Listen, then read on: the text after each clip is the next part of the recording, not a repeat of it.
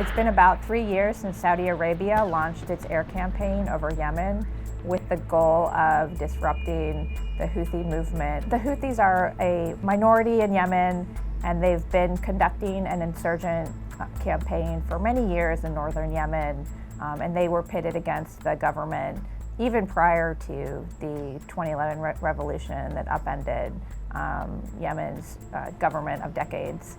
But now what they've done is they've emerged from these northern mountains and they've taken over key areas of the country, including the capital, Sana'a. What they've been able to do is capture economic resources, military resources. They have done this in part because of support that they received from Iran, which at the beginning of the conflict was fairly modest.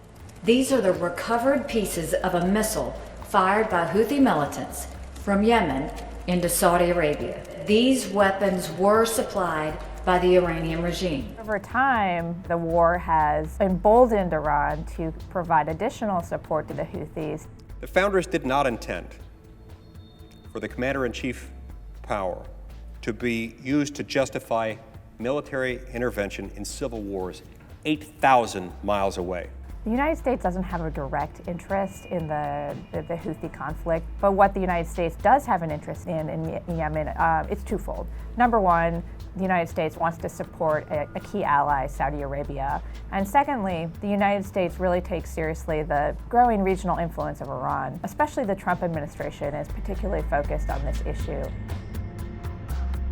The United Nations calls this the most severe humanitarian crisis of our day. There are millions of Yemenis suffering from cholera, from other diseases. There are 11 million Yemeni children in need of humanitarian assistance. Saudi Arabia itself is now launching a big humanitarian campaign, but the difficulty is providing access in the middle of a conflict that's going on. The Trump administration is making the argument that by staying involved in the conflict through its military support for Saudi Arabia, this help could potentially hasten an end to the war, and that it would be even bloodier and more gruesome if the United States weren't there.